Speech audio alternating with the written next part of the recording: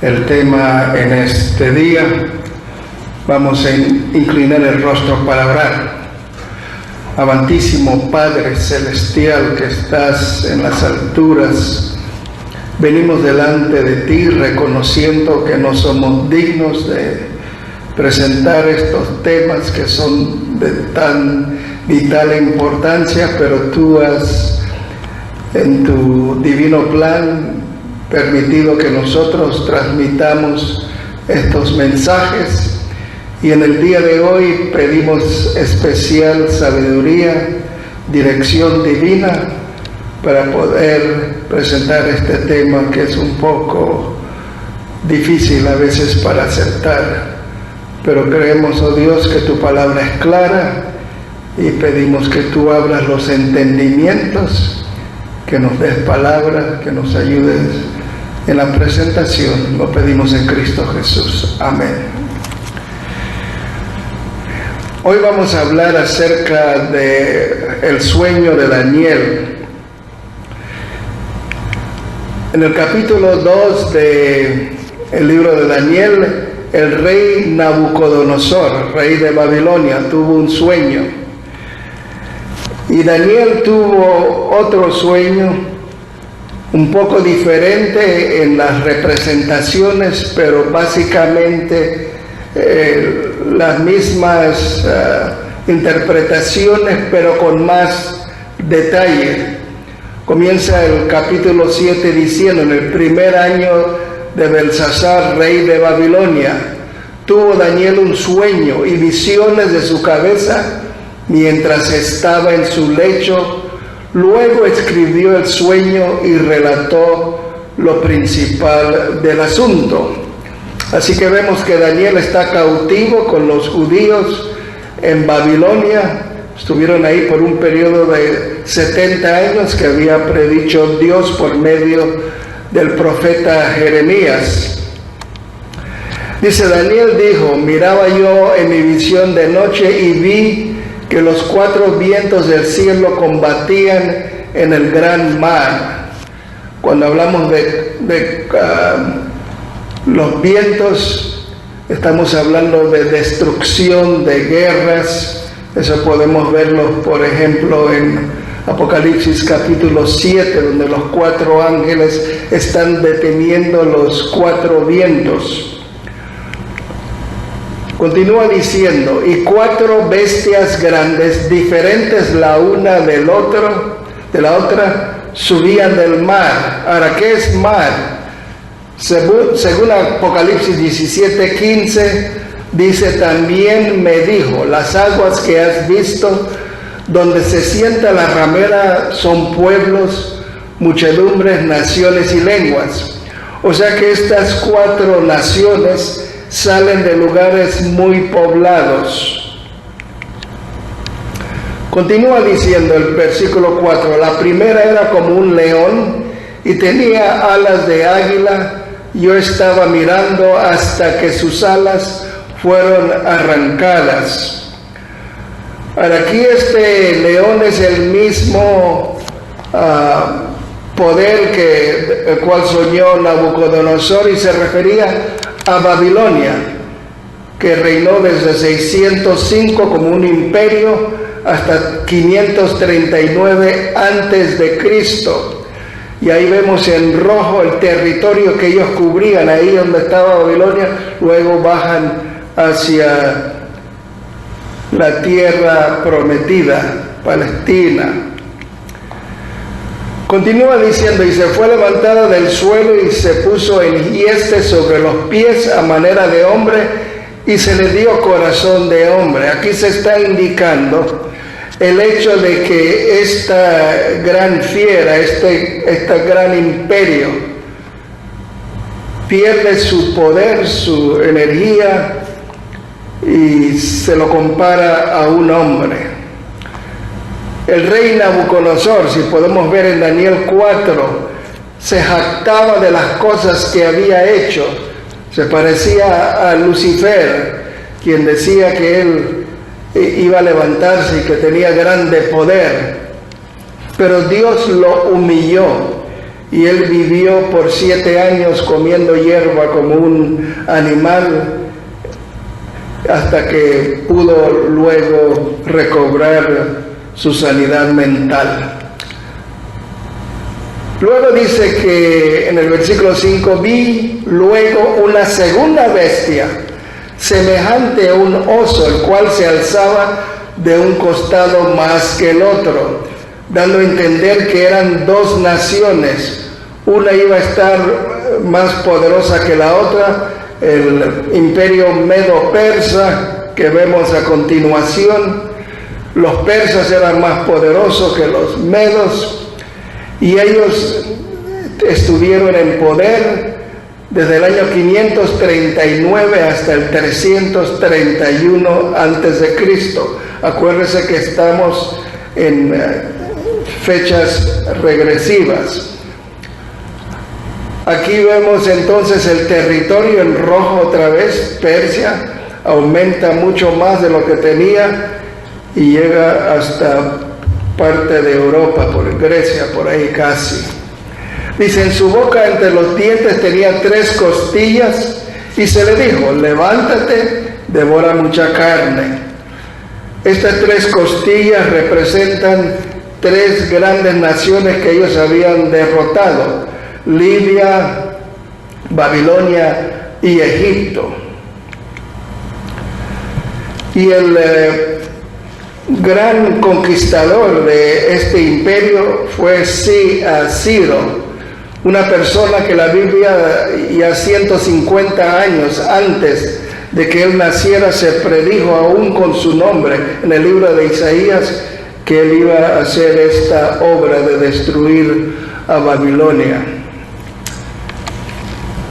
En el versículo 6 dice que después de esto, después de Medo-Persia, miré y vi otra semejante a un leopardo, con 4 alas de aves en sus espaldas. Ahora, Babilonia tenía 2 alas, y eso significaba la rapidez con la cual conquistaban ellos diferentes naciones. Pero este poder, que es Grecia, que vamos a ver, era aún más rápido en sus conquistas que lo era Babilonia y Medo-Persia. Y aquí vemos cómo conquistaron todo eso y ya entraron más allá dentro de Europa. Dice, esta bestia tenía 4 cabezas y le fue dado dominio.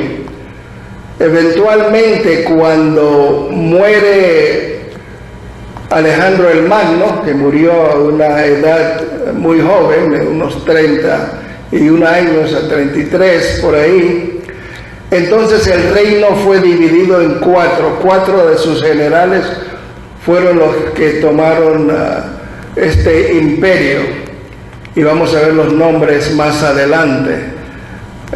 Se dice que cuando Alejandro el Magno llegó hasta la India, lo más lejos que podía llegar, se puso a llorar porque no podía conquistar más terreno, pero se enfermó y comenzó a tomar y murió, como dijimos, joven.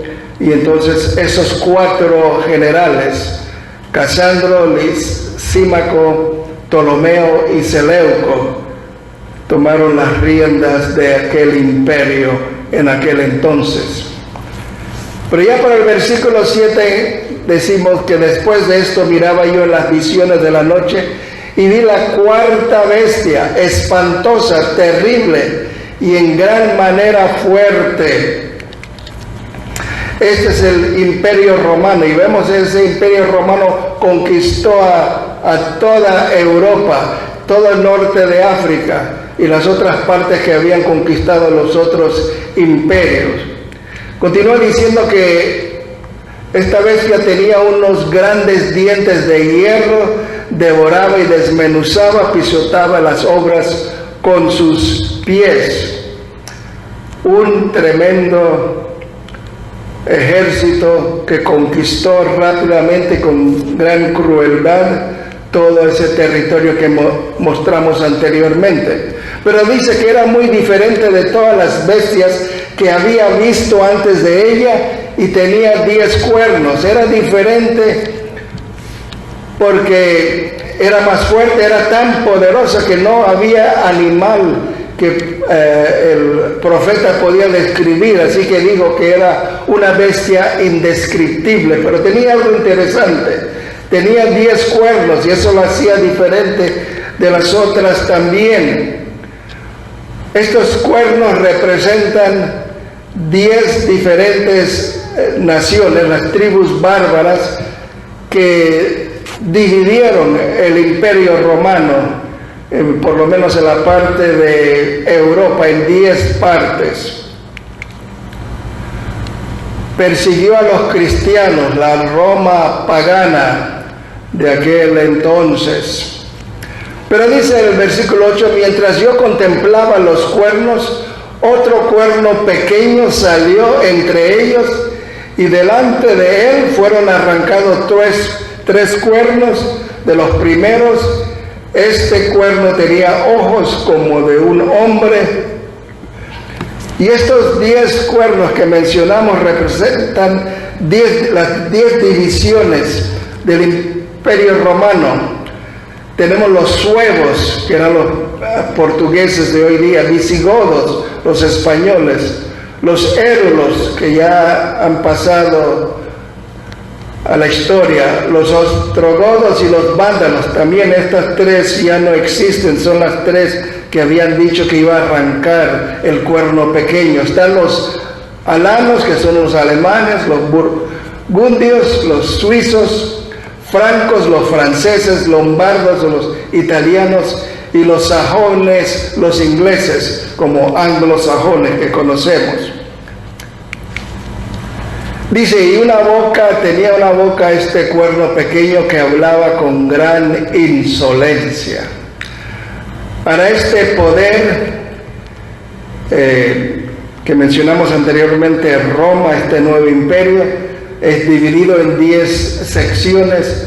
Luego surge un pequeño cuerno que conocemos como la Roma papal, que va más adelante a hacer algunas cosas que menciona la Biblia interesantes. Ahora, después de haber tenido el sueño, Daniel estaba un poco preocupado porque no entendía qué significaba todo eso. Y en el versículo 15 dice, a mí, Daniel, se me turbó el espíritu hasta lo más hondo de mi ser, y las visiones de mi cabeza me asombraron.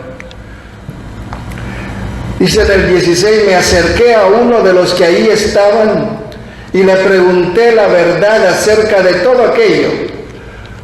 Me habló y me hizo conocer la interpretación de las cosas. La Biblia se explica a sí mismo. Dice, estas 4 grandes bestias son 4 reyes que se levantarán en la tierra. Reyes o reinos o naciones, menciona la palabra de Dios. Ahora, esto no ha de extrañarnos. Aún en nuestros días tenemos el águila como símbolo de Estados Unidos, tenemos el oso como símbolo de Rusia, y tenemos el león como símbolo de Inglaterra. Si vemos un águila con una serpiente, enseguida pensamos en México. En el versículo 18 dice, después recibirán el reino los santos del Altísimo y poseerán el reino hasta el siglo eternamente y para siempre. En el capítulo 2 se había mencionado de una estatua, la cabeza era de oro, los pechos de plata, los muslos de bronce y los pies o las piernas de hierro, luego los pies de hierro y barro cocido. Pero al final de esa visión que había visto Nabucodonosor, llega una piedra que tumba esa estatua, y ahí se establece el gobierno eterno de Dios. Y aquí está repitiendo más o menos la misma cosa. Ahora regresa entonces a la cuarta bestia. Dice, entonces tuve deseo de saber la verdad acerca de la cuarta bestia, aquella bestia indescriptible que era tan diferente de todas las otras. Espantosa en gran manera, que tenía dientes de hierro y uñas de bronce, y que devoraba y desmenuzaba, pisoteaba las sobras con sus pies. Asimismo, acerca de los 10 cuernos que tenía en su cabeza y del otro que le había salido, ante el cual habían caído 3. Era algo diferente, un cuerno con ojos, con boca, hablando grandezas. Así que esta era la parte más compleja, más complicada para él. Dice, este mismo cuerno tenía ojos y una boca que hablaba con gran insolencia y parecía más grande que sus compañeros. Era más pequeño, pero parecía más grande por el poder que iba a obtener políticamente más adelante. Dice el 21, y veía yo que este cuerno hacía guerra contra los santos y lo vencía. Eso fue algo que le molestó a Daniel, por supuesto, que su pueblo iba a sufrir. Y hasta que vino el anciano de días y se hizo justicia a los santos del Altísimo, y llegó el tiempo y los santos recibieron el reino. Habla de un periodo de cuando comenzó el juicio, que encontramos aquí mencionado con el anciano de días, hasta que se hizo la determinación de quiénes iban a ser salvos y quiénes no. Y dijo así, la cuarta bestia será un cuarto reino en la tierra. Anteriormente se había referido como rey. Es un reino en la tierra, el cual será diferente de todos los otros reinos, y toda la tierra devorará, trillará y despedazará. Se repiten casi las mismas cosas, pero van a entrar en más detalles aquí a medida que avancemos. Los 10 cuernos significan que de aquel reino se levantarían 10 reyes, o sea, 10 reinos. Y tras ellos se levantó otro, el cual sería diferente de los primeros, y derribarás a 3 reyes. Ahora, habíamos mencionado estos 10 cuernos. Estos 10 cuernos son los que hoy conocemos como alemanes, suizos, franceses, italianos, ingleses, portugueses, españoles. Pero habían 3 cuernos que habían sido arrancados. Esos son los érulos, los vándalos y los ostrogodos, que ahora son extintos. Ok, ahora vamos a enfocarnos en lo que queríamos más o menos estudiar en esta ocasión. Aquí es donde está lo principal que queremos mencionar. Hablando del pequeño cuerno, dice que hablará palabras contra el Altísimo. No iba a respetar lo que dice Dios, lo que dice su palabra. Ahora, ¿qué es lo que nos guía? ¿Cuál es tu guía? ¿La tradición o la Biblia? Contesta esto personalmente. ¿Cuál es tu guía? ¿Qué es lo que tú crees que se debe seguir? Vamos a ver algunas declaraciones de la Enciclopedia Católica y de muchos otros libros más adelante acerca de este tema. La tradición o la Biblia. Hubo un concilio de Trento, allá por el siglo XVI, donde se discutió esto, la importancia de la tradición versus la Biblia.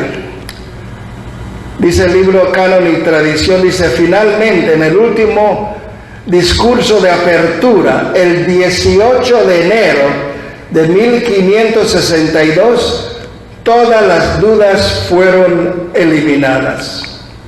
¿Por qué? El arzobispo de Regio hizo una presentación en la que declaró abiertamente que la tradición estaba por encima de las Escrituras. Desafortunadamente es algo que la Biblia habla en contra de, especialmente Cristo mismo. En Mateo 15:3 dice: Jesús les contestó: ¿por qué ustedes quebrantan el mandamiento de Dios a causa de la tradición? Era el mismo problema que tenían los judíos. En el tiempo que Cristo estaba aquí en la tierra, lidiaba con ellos porque ellos le ponían más atención a la tradición que a las sagradas Escrituras. Aquí de Lucio Ferraris, hablando del Papa, dice: el Papa es de gran autoridad y poder que puede modificar, explicar o interpretar incluso las leyes divinas. El Papa puede modificar la ley divina, ya que su poder no es de hombre, sino de Dios, y actúa como vicario de Dios sobre la tierra. Para continuar describiendo al cuerno pequeño, dice que a los santos del Altísimo quebrantará. La Iglesia Popular, con sede en el Vaticano, reconoce que a través de las edades, 2000 años, ha hecho muchos estragos. Noten aquí en un lugar en la internet, se llama el Clarín, dice: la Iglesia y los errores del pasado, el rito de purificación de la memoria. El Papa pide su histórico perdón y pronuncia el nunca más, aunque muchas veces la historia se repite. También dice aquí: Juan Pablo II hará hoy un mea culpa, o diciendo que es culpable por errores cometidos por la Iglesia en sus 2000 años de historia. El perdón incluirá el arrepentimiento por la persecución de los judíos, el Holocausto y la Inquisición. Y esa Inquisición incluye cuando se conquistó América y otros lugares. También dice que el Papa pide perdón por los horrores cometidos por la Iglesia en Ruanda. Ustedes se acuerdan que hubo unas guerras entre tribus allá en Ruanda y más de 1 millón de personas murieron, y el Papa pide perdón. Noten aquí lo que dice. Comenzamos. Avanza la gira del Papa Francisco por Latinoamérica. En su segundo día en Bolivia, el perdón fue el protagonista en los discursos del pontífice. Durante su encuentro con los movimientos sociales en Santa Cruz de la Sierra, el jerarca católico pidió perdón por las ofensas y los crímenes cometidos en nombre de Dios contra los pueblos originarios de América durante la época de la conquista. Francisco recordó las palabras de Juan Pablo II durante su visita a Santo Domingo, República Dominicana, en el año 92, y en donde afirmó: pido que la Iglesia se postre ante Dios e implore perdón por los pecados pasados y presentes de sus hijos. El Papa, tras reconocer las actuaciones de la Iglesia, defendió su labor y afirmó que el catolicismo hace parte de la identidad de los pueblos del continente. Quiero detenerme en un tema importante, porque alguno podrá decir con derecho que cuando el Papa hable de colonialismo se olvida de ciertas acciones de la Iglesia. Les digo con pesar, se han cometido muchos y graves pecados contra los pueblos originarios de América en nombre de Dios.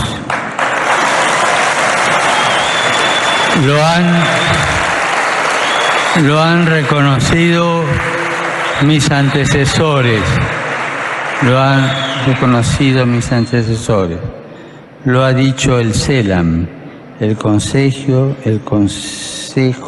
Episcopal Latinoamericano. Y también yo quiero decirlo.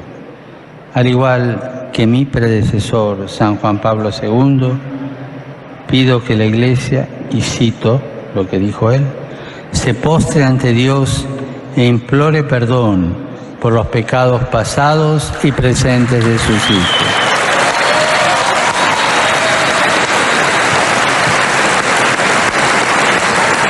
Y quiero decirles, quiero ser muy claro, como lo fue San Juan Pablo II, pido humildemente perdón, no solo por las ofensas de la propia Iglesia, sino por los crímenes contra los pueblos originarios durante la llamada conquista de América.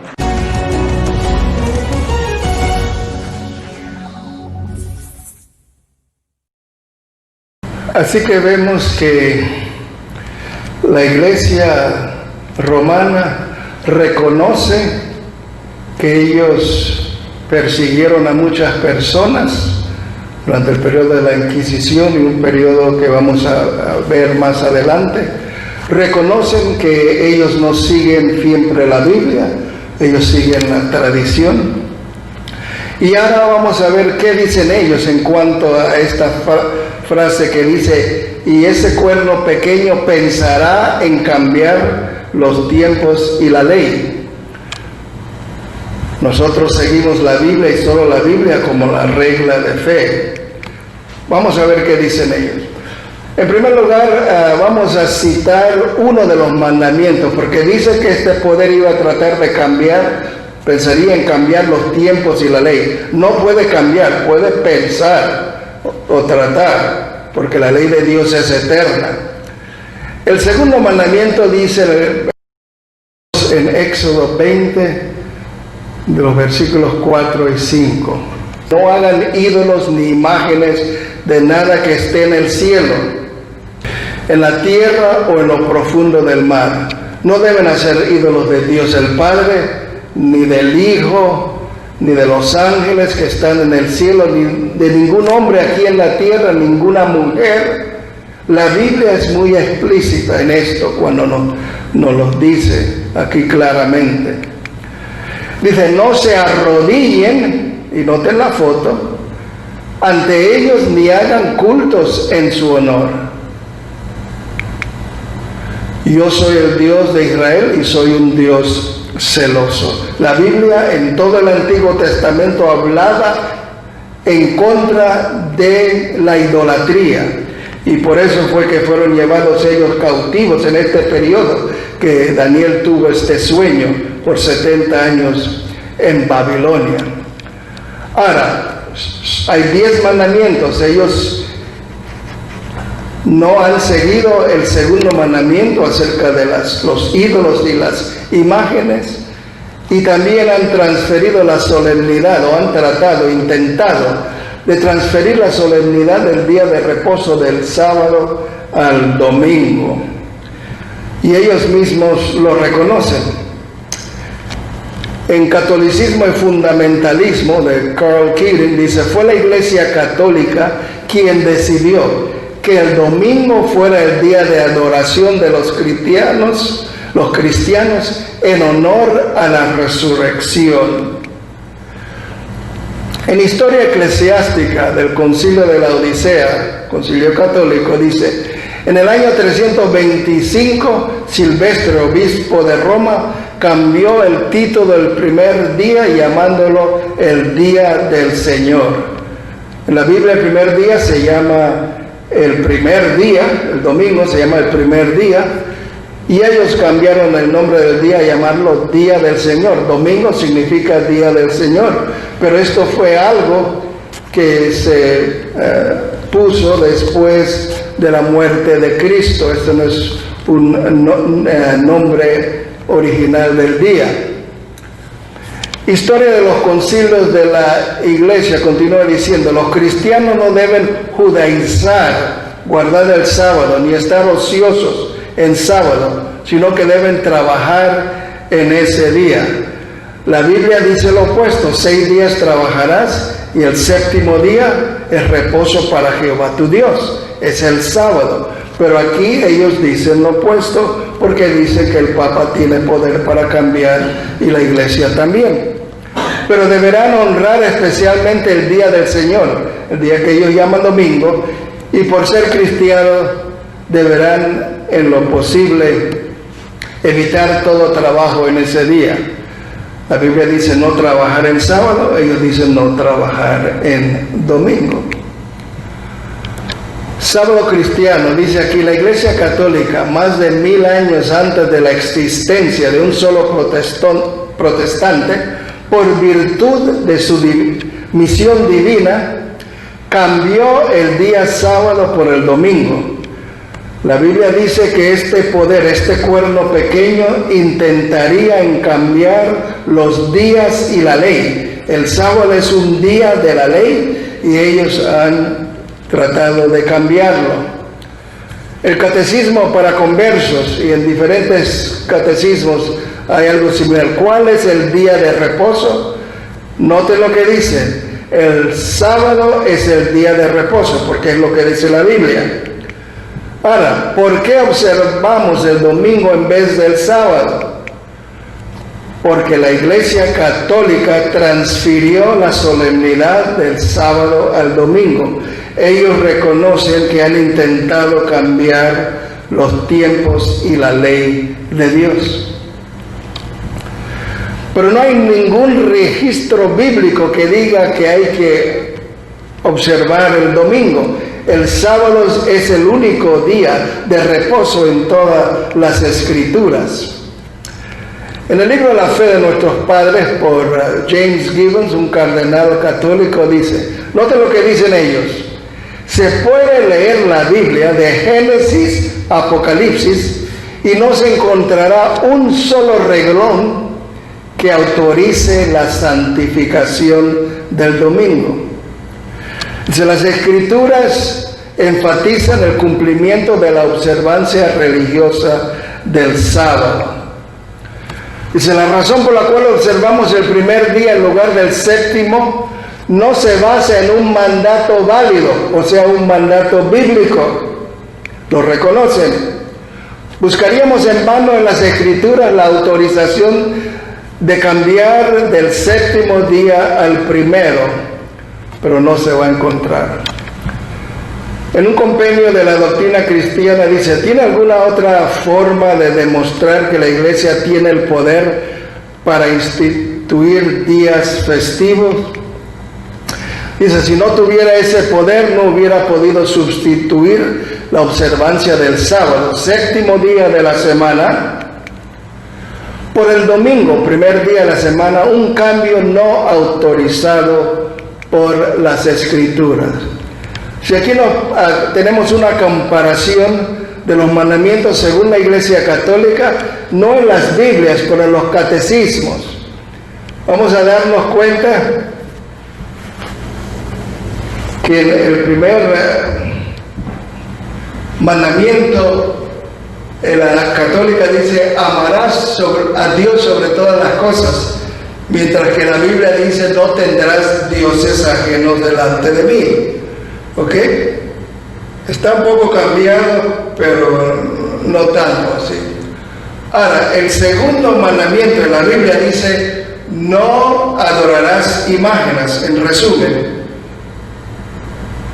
Ellos dicen, no tomarás el nombre de Dios en vano. ¿Qué hicieron? Eliminaron el segundo mandamiento de los mandamientos. Cuando uno se mete, si uno se mete en las imágenes en Google, casi el 90% de los mandamientos tiene esta versión católica. Luego el tercero dice, no tomarás el nombre de tu Dios en vano, ellos lo pusieron como segundo. El cuarto dice, acuérdate del sábado para santificarlos, ellos pusieron, honra a tu padre y a tu madre. Pero anterior a eso, perdone, se me escapó, el tercer mandamiento, que es el cuarto en la Biblia, dice, santificarás las fiestas. Se cambió el nombre. Y entonces el otro cambia. Ahora, para poder compensar ese que sacaron, tomaron el noveno mandamiento y dijeron, no consentirás pensamientos ni deseos impuros. En otras versiones dice, no codiciarás la mujer de tu prójimo. Y entonces la última, no codiciarán los bienes ajenos. O sea que tomaron un mandamiento, el 10º, lo dividieron en 2 para completar los 10 mandamientos. Ahora noten algo muy interesante y algo reciente, 1995, hace 25 años. Centinela de la Iglesia de Santa Catarina. Esta es una revista que tenían, que estaba en la internet, pero decidieron sacarla del internet. Pero noten lo que dice ahí. Quizás la cosa más atrevida, el cambio más revolucionario que hizo la Iglesia ocurrió en el primer siglo.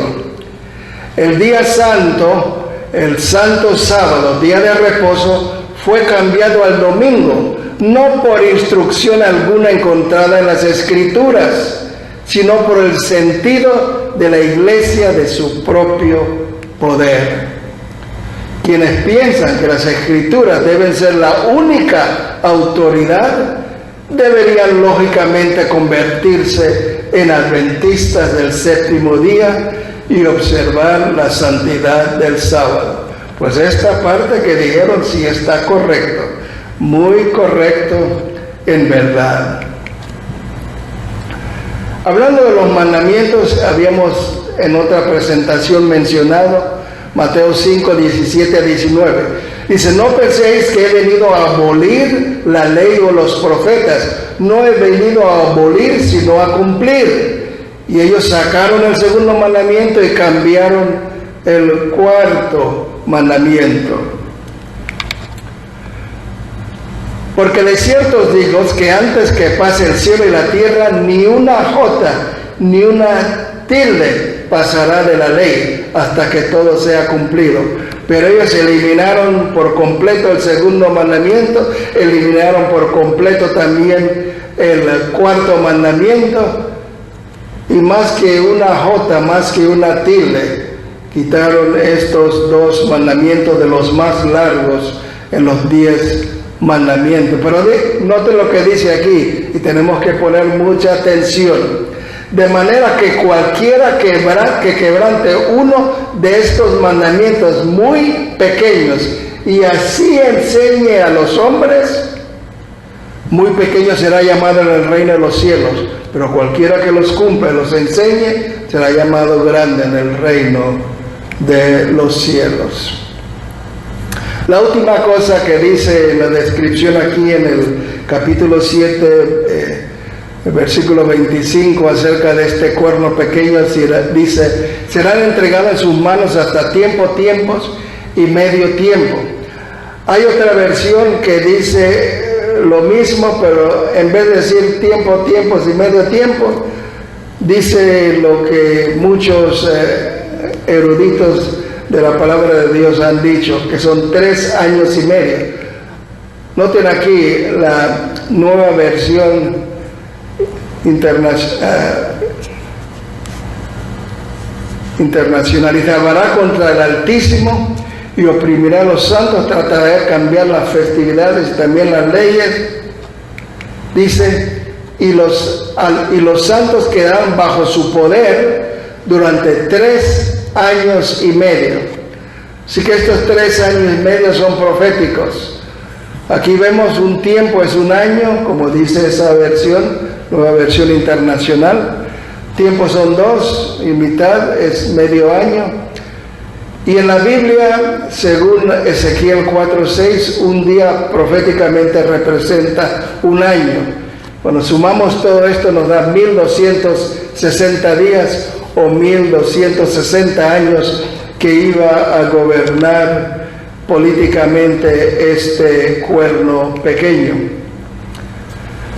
En el año 538 los ostrogodos, la última de las 10 tribus que se opuso a la iglesia romana, fue derrotada en el año 536, y ahí fue cuando se le dio todo el poder a Justiniano, el emperador romano de aquel entonces. Le dio al obispo de Roma poder sobre todos los obispos, y ahí es donde comienza verdaderamente el papado como tal. Dice que iba a durar por 1260 años. Justamente 1260 años después de que comenzó a reinar este cuerno pequeño, en el año 1798, Berthier, el general de Napoleón, destruyó el poder político de la Iglesia romana en ese año 1798. El poder eclesiástico continúa como papa, pero el poder político cambió. Eso fue exactamente el 15 de febrero de 1798. Cuando leemos las escrituras nos damos cuenta que en el capítulo 2 de Daniel y el 7, luego el 8, hablan de las mismas profecías, los mismos eventos, pero con más detalles cada vez. La Biblia misma se explica a sí mismo. Por ejemplo, en Daniel 2, 36 y 37, Daniel le dice a Nabucodonosor: tú eres el rey de reyes, o sea que él era esa cabeza de oro. Luego en el 2:44 dice que la roca es el reino de Dios, ahí mismo lo explica. En el capítulo 5 nos habla de la conquista o la toma de Babilonia por los medos y los persas, ahí está la historia. En el capítulo 8, 20 y 22 específicamente menciona a Medo-Persia y a Grecia, y que esas 4 cabezas iban a ser 4 reyes, lo dice ahí claramente. En el 8:25 habla de Roma pagana que se iba a enfrentar al príncipe de los príncipes, que es Jesús. No menciona a Roma por palabra, pero eso fue el tiempo cuando Cristo vino aquí a la tierra durante el Imperio Romano. Y en el capítulo 11, del 2 al 8, nos habla otra vez de Medo-Persia, Grecia y los 4 reyes. Ahora, estimado amigo, ¿has visto lo que la palabra de Dios dice? ¿Has visto las características que menciona acerca de este cuerno pequeño? Todo eso se ha cumplido. Y la Iglesia romana ha reconocido que ella toma la tradición por encima de la Biblia, reconoce que persiguió al pueblo de Dios y a muchos otros, reconoce que cambió el sábado al domingo, y la historia demuestra también que reinó por ese periodo. Esta profecía se continúa en el capítulo 13 de Apocalipsis, pero no hay tiempo para entrar en esto ahora. Pero vemos claramente de la palabra de Dios que este poder, que también se le llama Babilonia, Dios le pide al pueblo que él tiene ahí en Apocalipsis capítulo 18, dice: salid de ella, de Babilonia, pueblo mío, para que no recibáis de sus plagas. Pedimos que Dios toque tu corazón si estás en Babilonia, y que tú puedas entregarte por completo a Dios y seguir la palabra de Dios, que es la verdad, porque Él dice: santifícalos en tu verdad, tu palabra es verdad. Oremos. Amante Padre, te damos gracias una vez más, porque tú nos has mostrado desde el pasado las cosas que iban a suceder y ya han sucedido, se han cumplido después de que se había escrito la Biblia.